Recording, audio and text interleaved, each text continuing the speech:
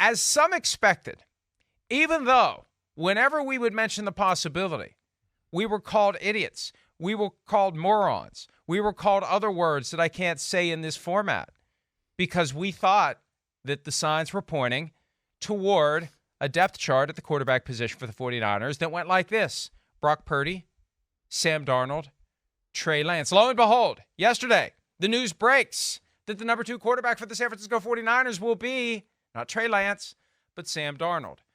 That wasn't a surprise for us, but all the Trey Lance truthers and all the casual fans who just assumed that Lance would be at very worst the backup to Brock Purdy, they all lost their minds. They didn't see it coming. Well, you either weren't paying attention or you were ignoring the things you should have been paying attention to. That's right. Yeah, there was all the signs were out there, right? I mean, we were hearing reports, things back to OTAs, of course, throughout training camp, the way players and coaches were talking about the quarterback situation in general. I don't think we were sitting there trying to make a proclamation or rooting for Sam Darnold. We were connecting dots on the fact that right from the get-go, I said, hey, I know Shanahan back from the 2018 draft was it 18 that Sam Darnold was in, right? Back to that draft, that he always thought Sam Darnold was a damn good player, right? So there was that. Then there was, hey, he's looked sharp in practice and he's picking up the offense, and you start to hear a little buzz about him, and it wasn't hard to connect the dots there. And then you watch the preseason games, and he outplayed Trey Lance in both games. Trey Lance was better. Yes, there's some improvement in the game. There's no doubt about it. But we still saw mistakes in the Raiders game, in the Broncos game. I hear from, teams like the Raiders, that the practice wasn't exactly necessarily like blow you away from Trey Lance when they scrimmaged, all that. So other people are seeing that, right, Mike? And so I don't think this was a shock to people who were really viewing it closely. I think we all thought this was coming. It was just a matter of time of when it happened, and then when it did happen, what would be the repercussions off of that, and that's kind of where we are right now.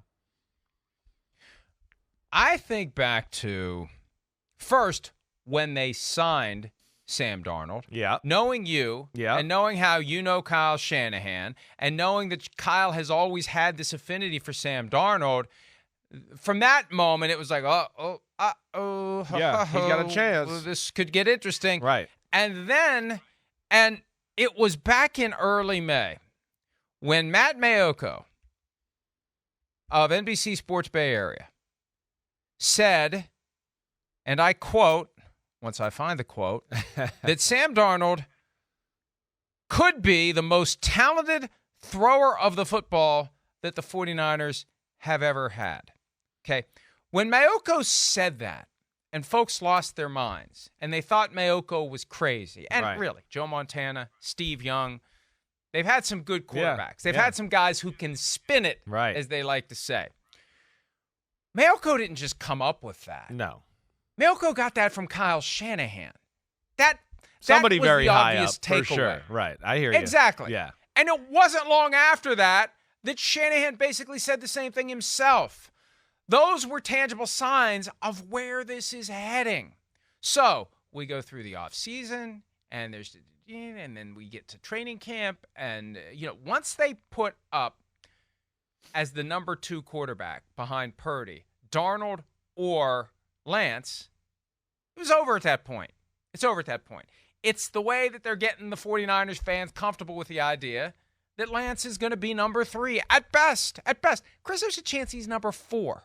There's a chance that Kyle's not going to say it, but it goes Brock Purdy, Sam Darnold, Brandon Allen, Trey Lance. There's a chance that that's what Kyle sees as the hierarchy of those 4 guys. Well, we talked a lot about this before. First off, like, would they be a team that keeps 4? How will that play out? We know they've been, cursed as far as quarterback injuries and things of that nature. So you would think 3 for sure. And that's where, again, Trey Lance has shown improvement, right? I would be shocked if they ever put Brandon Allen in front of him. I think I look at it too, that they're still people in that building, and Shanahan included, who they're rooting for Trey Lance. Like, they're no longer going to formulate the organization and the offense around him. That's moved on, right? It's Brock Purdy ball. It's more Sam Darnold now. We got to do what we got to do. We can't, the training wheels were on for a while. It didn't work, and we got to move on and go. But, at the same time, I do think, hey, there's true respect for the person and what he's worked through and gone through and all that, right? And then, hey, they know that he didn't, this isn't all his fault, that this was a tough situation to come into. I know my buddy Shanahan. He's the type that feels like he failed Trey Lance probably to a degree as well and didn't put him in some of the best situations.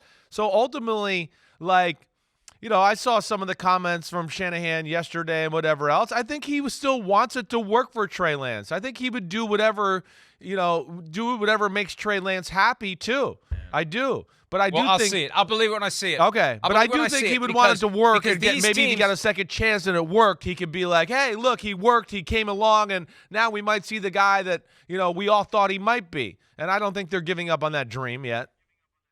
That would be uncharacteristic if Kyle Shanahan would deliver him to a spot where the goal would be let Trey Lance turn into something special, because part of that problem is you look like an idiot for letting him go. I hear you. You look like an idiot for not being the one to get the most out of him. So, look, there is still a very cold, dispassionate approach to these rosters.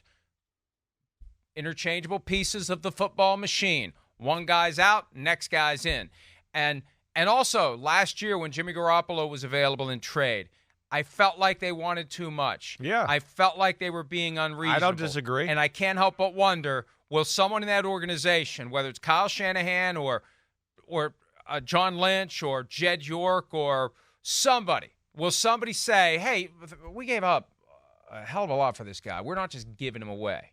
We're not just handing him away to somebody for a conditional 7th-round pick because he wants to go play for this team, and that's all they'll offer. So we got many layers and levels to this, to where it goes forward and how we even got here in the first place. Look, I still think Kyle freaked out after Super Bowl 55 when he saw Patrick Mahomes, the guy he refused to scout because he was waiting for Kirk Cousins, play Tom Brady, the guy he said no thank you to less than a year earlier, playing in the Super Bowl against each other.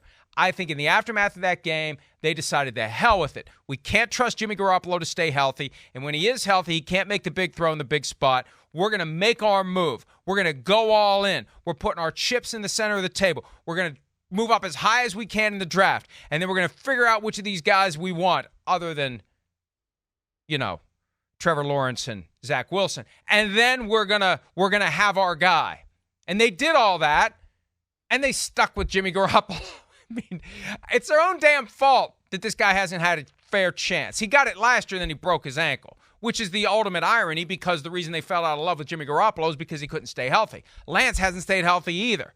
So it's just one big mess. And the best move now, given where we are, is for Trey Lance to get a fresh start somewhere else because he had no say in this. He got drafted. It's not an honor and a privilege. It's been a nightmare for Trey Lance. So, with all that said, let's hear from Kyle Shanahan, who yesterday broke the news to Trey Lance that he was number 3, didn't meet with reporters, but instead did a pre-taped interview with the flagship radio station KNBR. Here's Kyle Shanahan explaining to KNBR why he chose Darnold over Lance as the backup to Brock Purdy. Just really starting back from OTAs all the way to now. I mean, it was a hell of a battle. They were neck and neck for a long time, but just really over these last, 10 days and stuff, we felt Sam started to separate himself. We felt he did it in practice consistently, and he's been getting better each day. Trey made it real tight. He made it tough. It wasn't an easy decision for us, but we felt, with the work that they both put in, this game, our decision was made before this game, so felt I owed it at least to Trey to tell him first and foremost. So I brought him in this morning and let him know, and now we're here. We know what Brock did in his 7 games that he got to play, and that's why I was clear with all the quarterbacks here, and I think anyone who had asked me that, Brock had earned that spot. We weren't sure if Brock was going to come back or not, and we had the opportunity to add another in free agency with Sam, and those guys have been competing for the 2 spot, and Sam just beat him out on that, and it was a tough matchup for him, but he ended up pulling it off. On one hand, I respect Kyle Shanahan for giving Darnold a fair chance to win the job and embracing the aftermath, which means you've got Trey Lance at number 3, and now what are you going to do with him? It would have been very easy to just make Lance number 2 and Darnold number 3. Right. It would have been very easy. Yeah, right. Just tell Sam, look, Sam, we gave up a lot for this guy. I mean, it's not like Sam Darnold's making more money being number 2 versus number 3. There's no incentive in his clause that he gets $1 million raise if he's the backup. Just say to Sam Darnold, hey, if Brock Purdy gets injured, be ready. We'll be ready, but you might be listed at number 3 right now. Yeah. Right. But I just got to do this because we gave up a lot to get this guy, and we want to keep all 3 because last year we needed 3 guys. Jimmy Garoppolo steps in for Trey Lance, then he gets injured and Brock Purdy comes in. So you never know when you're going to be needed. But I just got to have Lance at number 3 because, we gave up a lot. We gave up a lot to get him. So, and Sam Darnold would have understood that. So that's why, on the other hand, I don't buy the idea that this was just some separation from Sam Darnold in the past 10 days. I don't think it was some separation in the past 10 days. This was a long time coming. This is a clear and obvious Darnold is better than Lance in the eyes of Kyle Shanahan. This isn't some photo finish, Chris. This is a blowout in Kyle Shanahan's eye. For him to do this, it's not even close. That's what I'm saying. Yeah, I don't disagree with that sentiment. Again, I can't get inside of Kyle Shanahan's head there, but just I think again going back to what we talked about in that, right? We heard Sam Darnold. We heard, Trey Lance, okay, okay. I think, when he speaks to the last 10 days, right, and we see on that clip, I think probably those last 10 days, he's specifically talking about, the last 2 scrimmages we had, 2 preseason games we had, the scrimmages we had against the Raiders before we played them in the preseason. I'm sure that's when it started to at least crystallize, right? You're giving guys a chance till that point. You're still going, hey, wait, I like this guy. Hey, but it's early on in camp. I'm not going to over-evaluate it. Now you start to see, whoa, we're going to ramp it up in practice. Whoa, we're going to practice against some other teams. We're going to play in preseason. And that's when you start to go, damn, there's a difference. There's a difference. It's clear cut. One guy can go out there, make all the throws. He processes everything. He sees the field really well. The other guy, as we see, he holds the ball for a while. Sometimes he doesn't see people that are covering and right in front of him, and covering receivers. So I think that's where it just became kind of the moment of like, boom, smack you in the face. All right, that's right. Sam Darnold is a much better player. We got to make him number 2. The team is seeing that. The organization sees that. Everybody in the media that reports on practice sees that. It's time to just end this conversation and move on. And that's where I do respect Kyle and give him credit for doing what's right by the team and not being worried about, like what you're saying, the politics or how it might look and everything like that. But again, I think the gap is so big that you set the politics aside more easily when it's clearly Sam Darnold, and you've gotten to the point where you're at a crossroads with Trey Lance. Right. And you've got to do something about the guy who has fallen now to number 3 on the depth chart just a year after he was entering the season as the starter, played in Chicago in that ridiculous monsoon, whatever that was, right. monsoon in Illinois, and then broke an ankle the next week. So, and it's concerning because he's a guy that hasn't played a lot, and experience and being natural at the position, the things we talked about. And I got a lot of flack for when he was coming out in the draft because I was worried about these type of things. And it's all kind of gone front and center here, and we haven't seen development in that mode. And then here we are again. He's going to be on the the back burner and not get to play again. And that's where you start to worry about Trey Lance's career arc a little bit. Do you still believe Kyle Shanahan, when they made the move in late March of 2021 from 12 to 3, adding 2 first-round picks and a third-round pick with the 12th pick to become pick 3. Right. Do you believe Kyle Shanahan wanted Mac Jones when they made that move and was later talked out of it by someone talked himself out of it? Yes, I do believe that. You know that. I do. Yes. I believe when that trade was made, right, knowing my friend a little bit and just knowing the way he likes quarterbacks and some other things I heard from other people, I think that trade was made for Mac Jones. And then it got into a lot of outside factors, whether that was people in his ear. He started to think, man, a lot of my coordinators are around the league. They're all stealing my offense and my plays. Maybe I need to give a new look. The media and the fan base, it became a thing. You're going to draft Mac Jones with this belly over these guys right here. It all just became a downhill crap storm. And I can understand coaches getting a little nervous with that. And yeah, in my assessment, or just, knowing my friend there, I think that, yeah, he changed his mind somewhere along the process. Whether he talked himself out of it, you hear maybe John Lynch and Adam Peters were big, Trey Lance fans, and they were kind of working at him this whole time, whatever it was. But yeah, I do believe that he changed at some point, yes.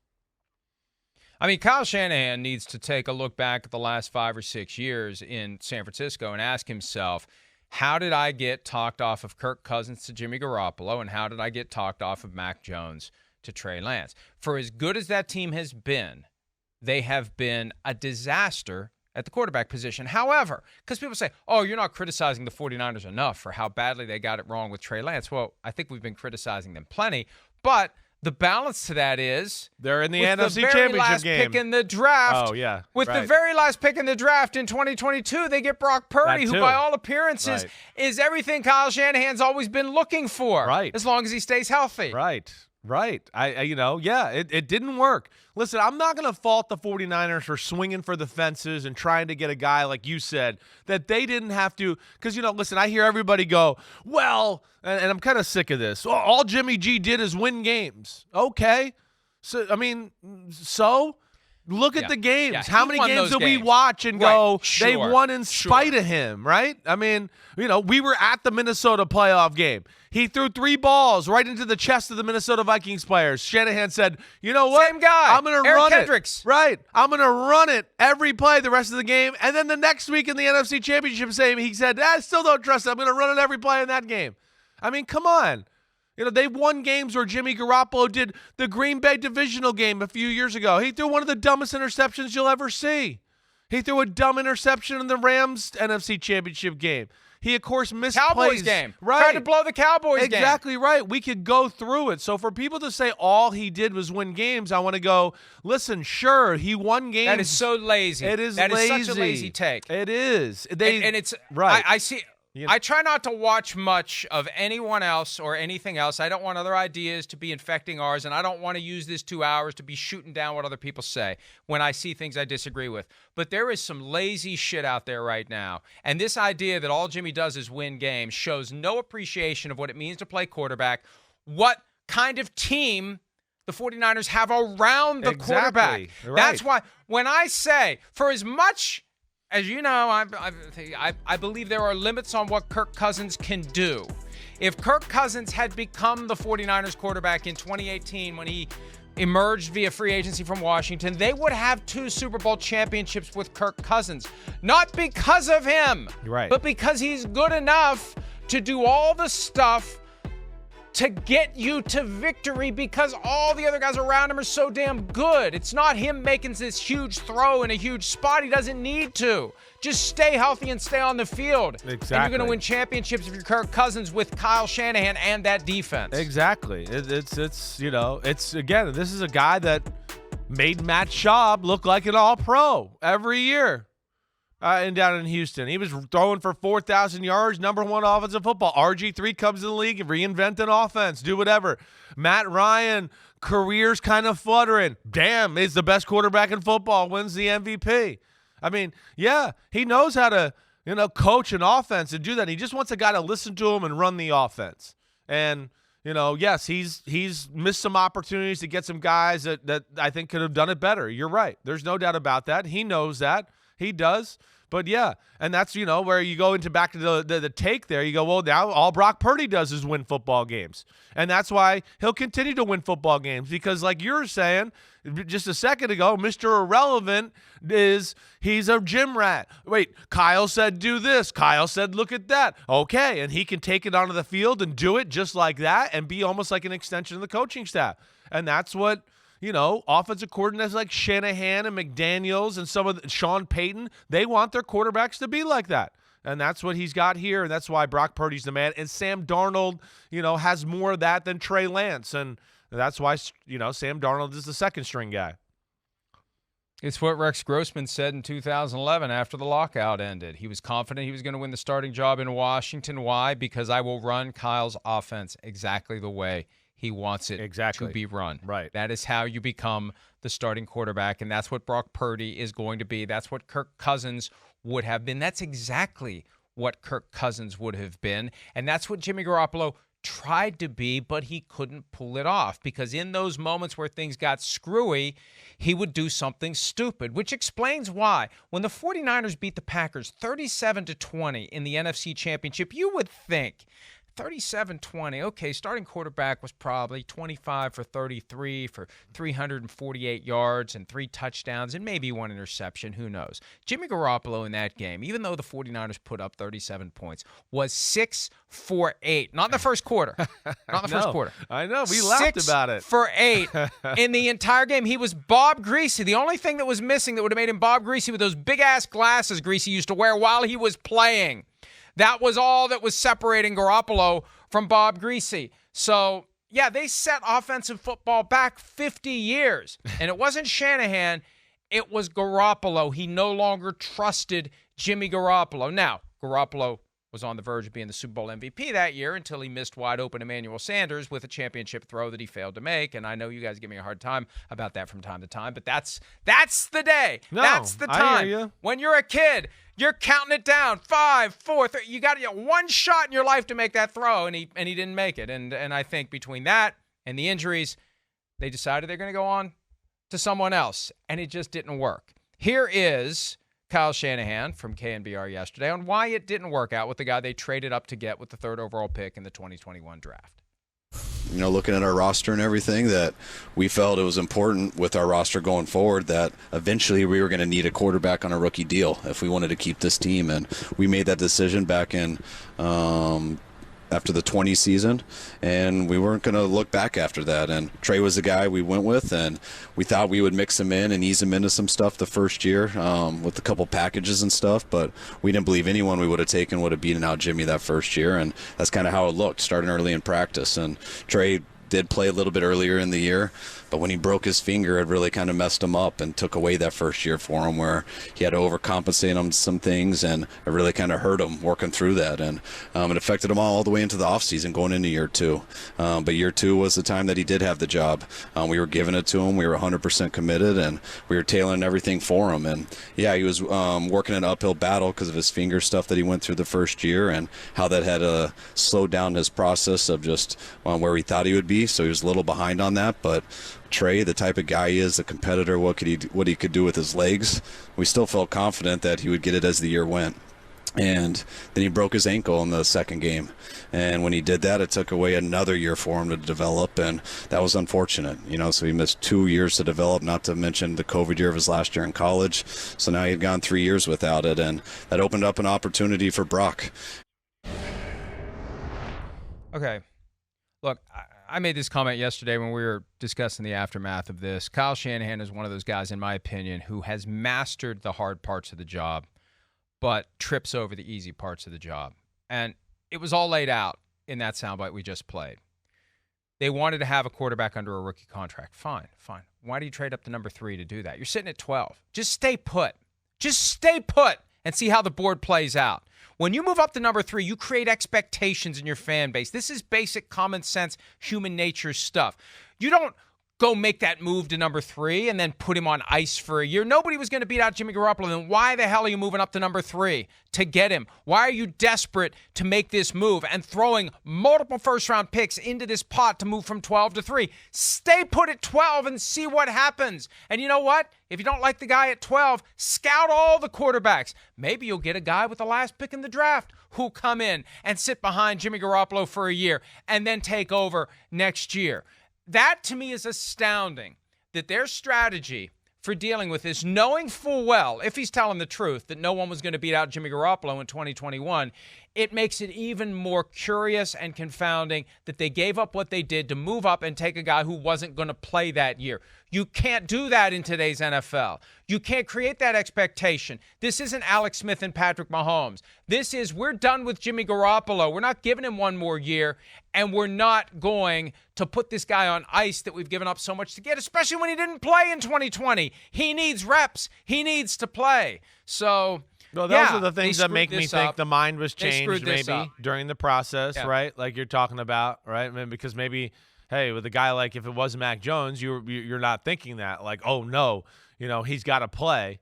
And honestly, I think Mac Jones would be, the kind of guy that Shanahan would like, right? Kirk Cousins type there, just going to do exactly what you say, processes it, boom, all over it, got natural feel for the game. But, I mean, listen, Mike, I know what you're saying. It didn't work out. But I think at the time, too, there was some rumors kind of swirling, percolating. One, that Atlanta at number 4 really liked Trey Lance, so maybe there was a thought there. There was also a thought that New England was hot on Mac Jones and that they were looking to make a move up in the draft there and kind of position themselves to get him. And I think maybe that was probably, or not, I don't think, I think that was the reason Shanahan and them moved up and made the aggressive move so they can make sure out of the remaining 3, not named Trevor Lawrence and Zach Wilson, that they could have their pick of the litter. But you're right, and I'm not disagreeing with you that it sets expectations and it put more pressure on the situation. They made an aggressive move. They thought, they could get it right and change their franchise for a long, long time. It didn't work out. It didn't. And, yeah, they're paying for it, and they're still having to deal with talking about it and the repercussions of all of it. And they may have to keep talking about it for a while because Shanahan was also asked yesterday whether or not Lance will be on the team week 1 despite being number 3 on the depth chart. Here's what he had to say. I'm really hoping so. I mean, this isn't a thing that we're giving up on Trey. This is more of how Brock played in his 7 games, and that was decided before the season started. And then how good Sam's looked. They both looked good. But we do have to make a decision here, and you only get so many reps at it, and we feel starting about 10 days ago, Sam really separated himself, and we got to keep it real in that way. But I feel very, very fortunate to have both of them here. I really hope when it's said and done that all 3 of these guys are here, and you never know when that's going to come up. We needed 4 guys last year. Doesn't happen much, but if we can have Trey as an option here, I would feel extremely happy about that. And I think the other quarterbacks in our room would, and I think our team would. Trey's a very well-liked guy, one of the better people I've been around, and I do think he's going to have a lot of success in this league. It's been a tough road for him because the times he has gotten an opportunity, he ended up getting hurt and missed that window. And now he's sitting in this position, and we'll always try to do right for Trey. If there's a better situation that his heart's in and something like that, we're going to make sure not to do something that hurts him in that way. So that's stuff that I talked to him about this morning. That's stuff I'll talk to him about tonight and continue to talk to him about. But Trey knows how I feel about him, and I hope he ends up being able to be here, and that's the best thing for him. But we got to see what is the best thing from now until then. There are some parallels to Zach Wilson, who was taken 1 spot before Trey Lance back in the 2021 draft. Zach Wilson content to stick around, even though he had been supplanted by Aaron Rodgers. And even though it felt like the Jets were done with him, at the end of the day, he realized the best thing for him is to stay there. It feels like now the ball is in Trey Lance's court. Does he believe it's the best for him to stay there? And the problem is, it's coming to a head. Yeah, fairly quick here. The start of the season. Yeah. So from Lance's perspective, what's better for him? Yeah, it's to a just good question. Stick around through the end of the season, or uproot his life and go join a depth chart where he doesn't know anybody, where he doesn't know where he fits. He may be number 3 on another team. Exactly. What's he going to do? Go in and be okay, I could be number 3 where I know everybody, and maybe I'll play this year because they used 4 guys last year. Right. Or I can just go be a stranger in a strange team with a strange locker room and a strange playbook and a new apartment and a new life and a new everything, and I'm still number 3. Why do I want to do that? I'll just do it after this year. Now, the only benefit would be if he sees the opportunity in 2024. And this is why Minnesota makes the most sense. Remember, I had heard at the Combine there was talk of Kirk Cousins for Trey Lance, and obviously there would have been more from the 49ers to the Vikings. It's not going to be a straight-up Dan Pastorini, Ken Stabler trade.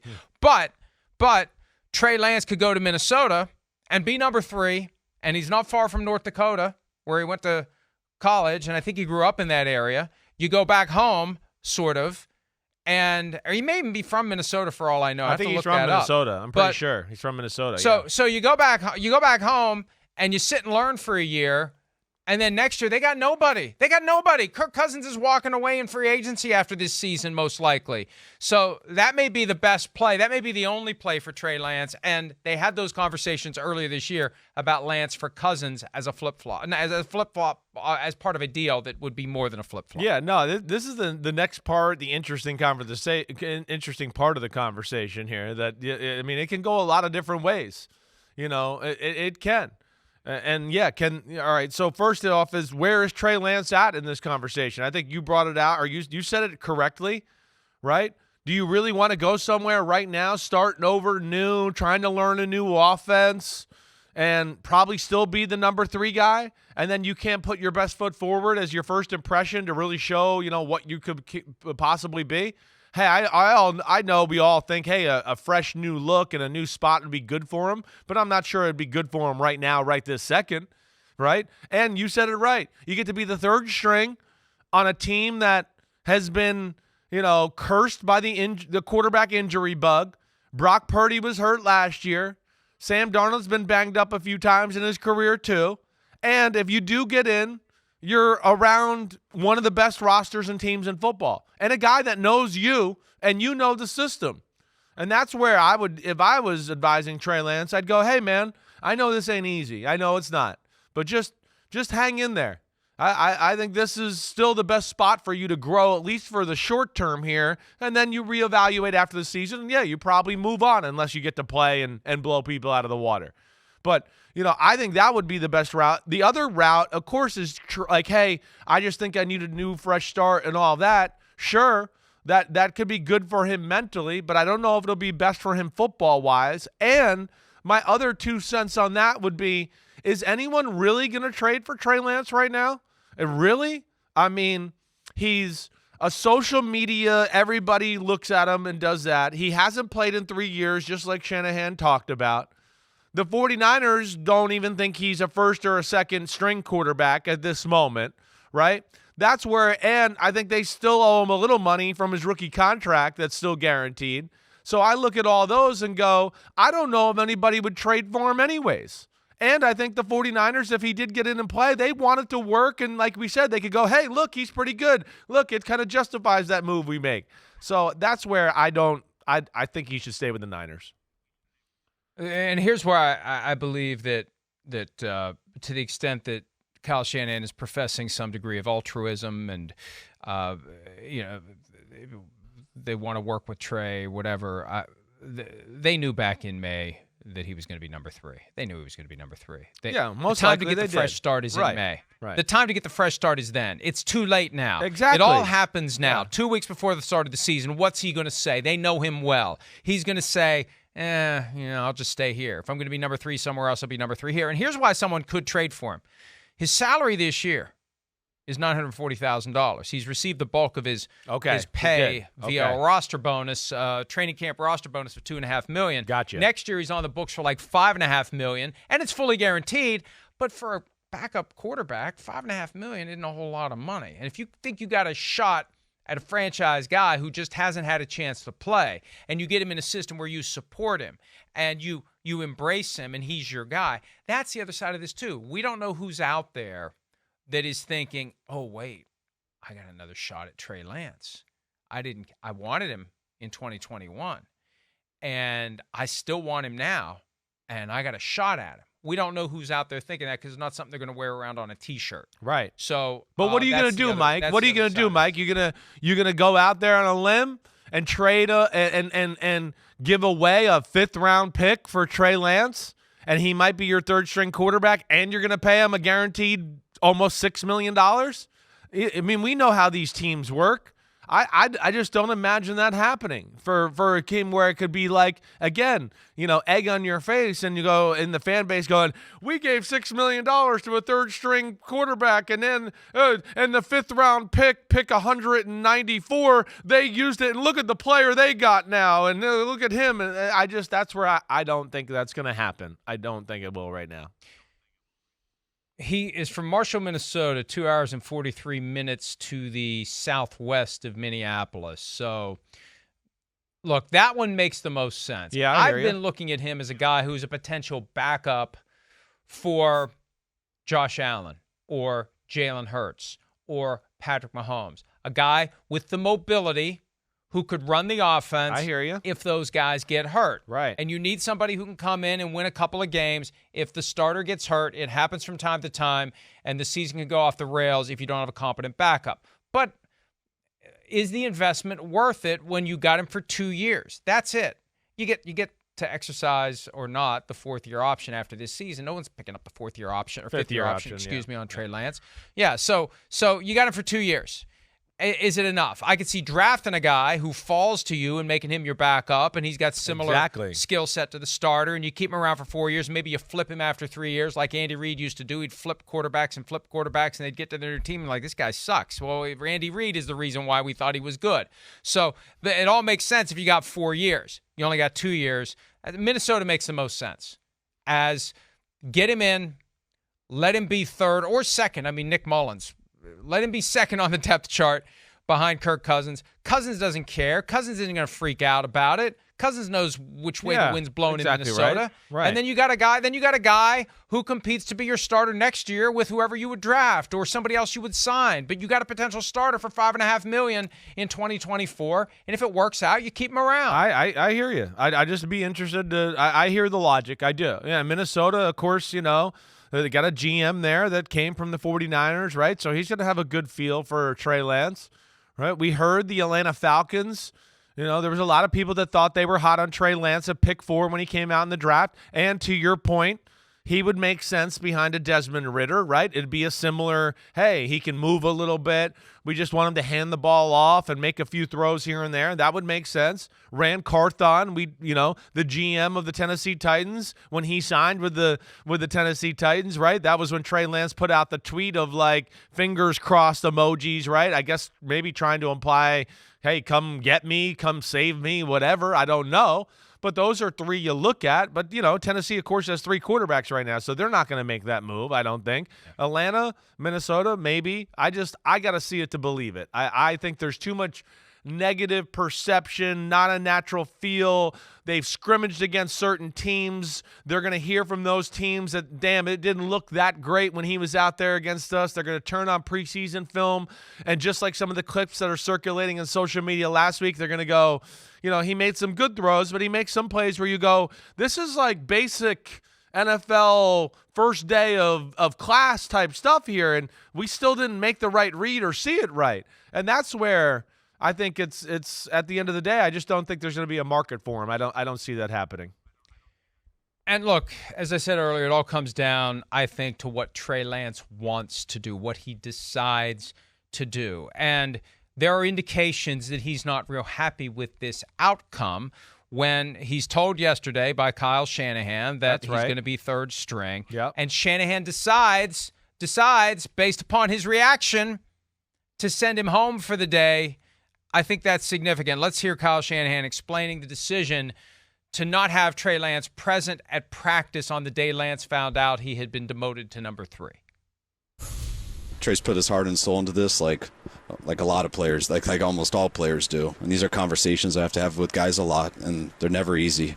They're really tough. But it's also always tough when the spotlight's on it, as much as it is with this situation with with it being Trey, with our quarterback, his pick in the draft. So I knew that was hard on him. We had such a light practice today, and, watching how Trey was and when we talked, we just thought it was better, hey, take the day off, get away a little bit, clear your head some, and we'll talk later in the afternoon, and we'll get you back in here tomorrow. And especially the practice we had today was our shortest one of the year. First time we didn't do pads.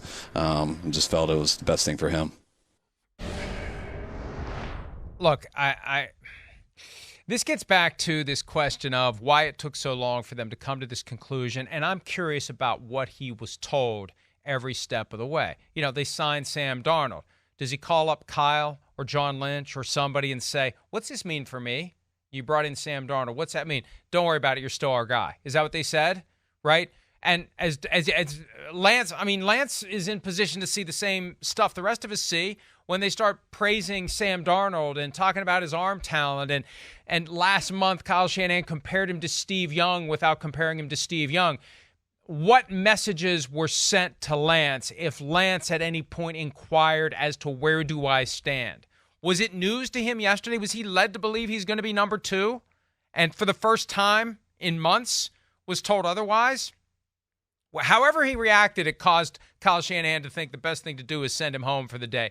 That tells me, Chris, we got to watch and see after he sleeps on it, after he processes it, how's he going to feel about this? Does he feel like he's been lied to? Does he feel like he's been misled? Does that make him more inclined to say, I want out, and I don't want you all to be trying to justify what you gave up to get me and demanding too much.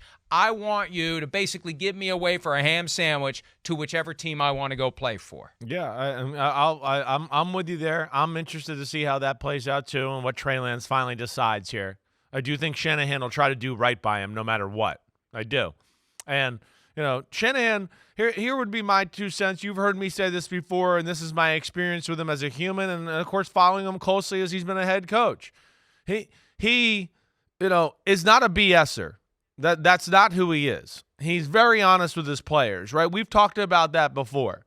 He's not going to be one to mislead or do any of that or BS and get caught in some lie. So I would be shocked if, he wasn't extremely upfront.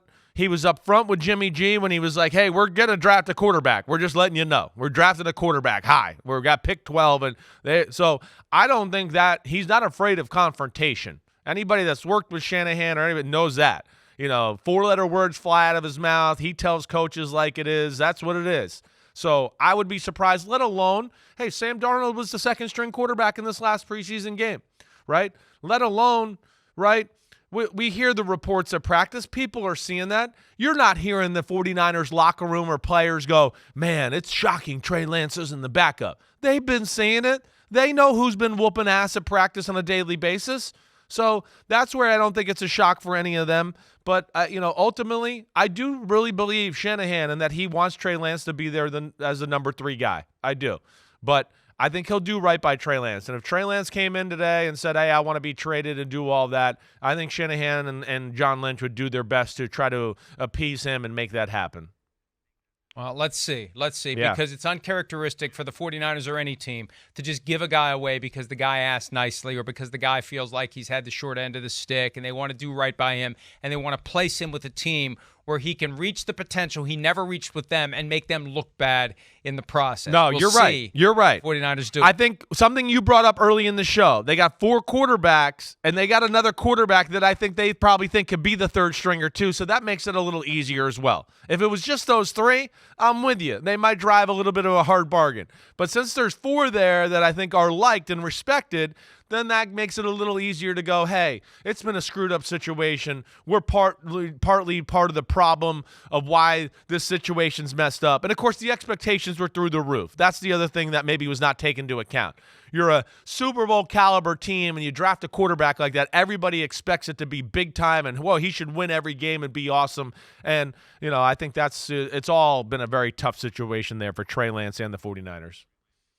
All the more reason why they shouldn't have traded up. They shouldn't have done it. Sit at 12, take a guy later, do something else, come up with another plan. If Jimmy Garoppolo is your guy for 2021, just ride with him and get somebody else somewhere else somehow. Don't make that big move. It creates expectations you're never going to fulfill. And you mentioned the 4th quarterback. Brandon Allen is the guy to watch. Shanahan told Michael Silver back in late July he might carry 4 guys on the roster, something that hasn't happened in a long time. Washington did it at one point where Pat White was one of the 4 guys they kept around when the Shanahans were there. And then when Kyle was asked about it at a press conference a day or 2 later, he was like, I don't know about that. I got a month to worry about that. So I think maybe, just maybe, he's realizing it's Purdy, it's Darnold, it's Allen, and Lance gets shipped off somewhere else, and everybody moves on, just like Jimmy G moved on. Hi, it's Mike Florio. Thanks for watching PFT on YouTube. Hit subscribe for the latest news and analysis from Pro Football Talk.